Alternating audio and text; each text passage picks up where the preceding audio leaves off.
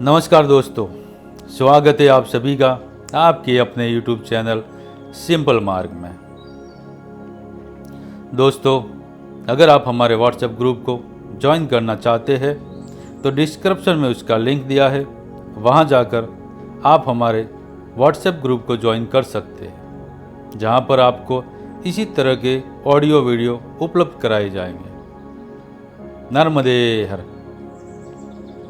दोस्तों, नर्मदा परिक्रमा की इस यात्रा का आज हमारा 48वां दिन है।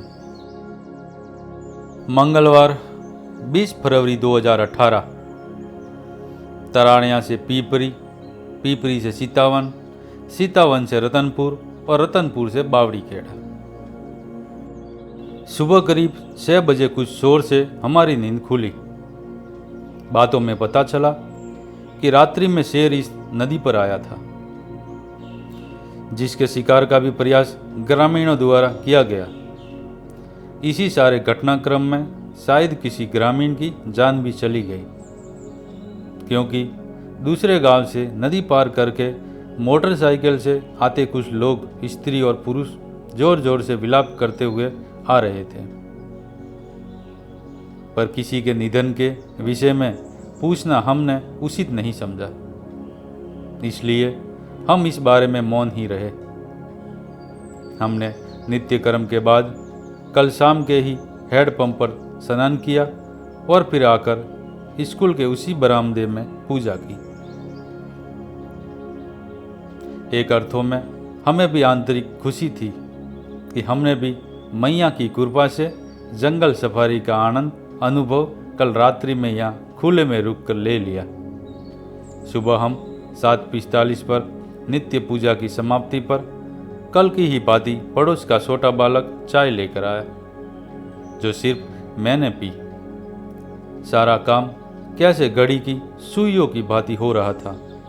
इतने समय बाद तो हम घरों में भी नहीं रहते, पर यहाँ पर सारी चीजें इतने परफेक्ट वे में होने के पीछे का कारण था ये नर्मदा मैया की सृष्टि की घटनाएं थी, जिन्हें ऐसे ही तयशुदा रूप में ही घटित होना था।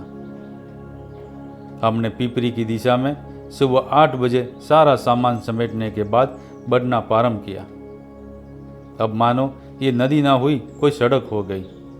इसी भांति ग्रामीण जन अपने वाहनों सहित इस पार से उस पार आना जाना कर रहे थे।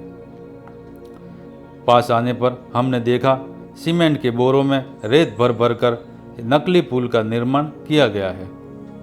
सभी उसी पर से आ जा रहे थे। पानी बहुत ही ठंडा था पर स्वच्छ था। नदी पार करने के बाद हमने कुछ हल्की पहाड़ी चढ़ाई पार की और फिर सुनसान जंगली रास्तों पर चलते हुए करीब 10:45 पर हम पीपरी गांव में आ गए। इस सारे जंगली मार्ग में बीच-बीच में हमें दोनों दिशाओं से आते जाते कुछ मोटरसाइकिल सवार लोग भी मिलते रहे। स्थानीय लोगों के बताए अनुसार हम लोग नर्मदा मंदिर में आ गए। ये आश्रम विस्तृत है।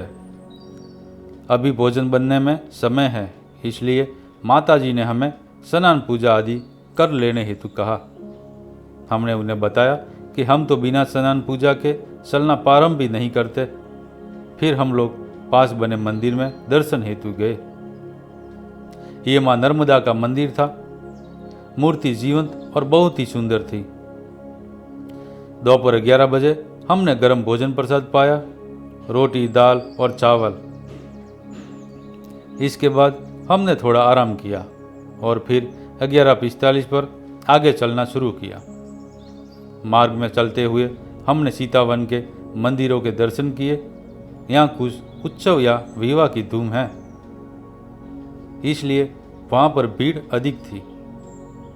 ये एक बहुत ही प्राचीन मंदिर है। सीता जी का वन है तो वानरों की उपस्थिति भी पर्याप्त संख्या में थी। इसी के पास एक ग्रामीण मेले का भी आयोजन देखने को मिला। ग्रामीण जीवन में रंग भरने में इन मेलों के योगदान को भला कोई कैसे नकार सकता है। फिर चलते हुए हम 4:45 पर बावड़ीखेड़ा गांव में आ गए।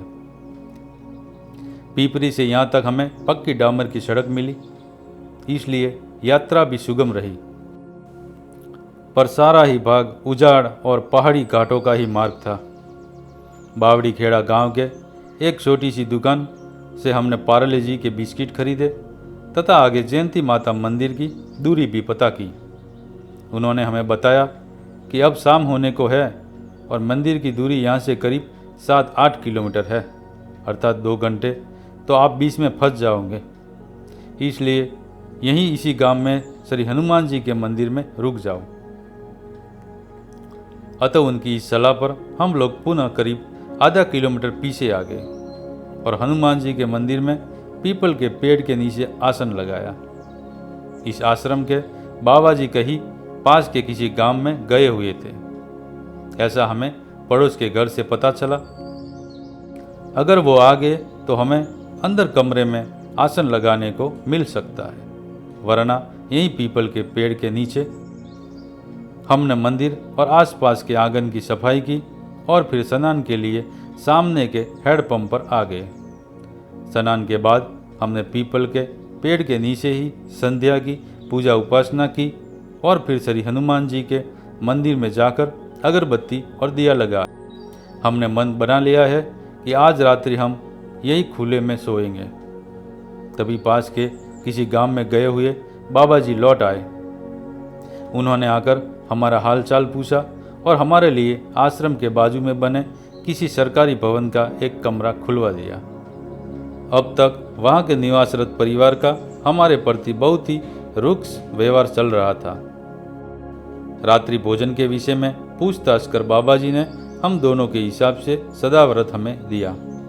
चावल, दाल, मसाले, नमक आदि सारा सामान और ज़रूरी बर्तन लेकर हम आए और पीपल के उसी पेड़ के नीचे बैठकर हमने हम दोनों के लिए स्वादिष्ट खिचड़ी बनाई। बाबा जी ने पहले ही वे रात्रि भोजन नहीं करेंगे ऐसी सूचना हमें दे दी थी।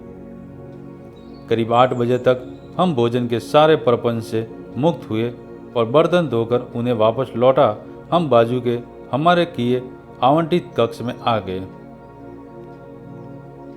थोड़ी देर तक बातें करने के बाद हम रात्रि 9:30 पर सो गए। कल शायद हम कुल 30 किलोमीटर की दूरी तय करेंगे, क्योंकि कल हम लक्कड़कोट की झाड़ी में होंगे, जिसकी लंबाई जयंती माता मंदिर से लगभग 22 किलोमीटर है, जिसे एक ही बार में पार करना होता है, क्योंकि बीच में रुकने हेतु कोई स्थान नहीं है। नर्मदे हर। दोस्तों, अगर आपको हमारा वीडियो अच्छा लगा हो तो लाइक करें, अपने मित्रों में शेयर करें और कमेंट करें और हमारे चैनल को सब्सक्राइब करना ना भूलें। नर्मदे हर।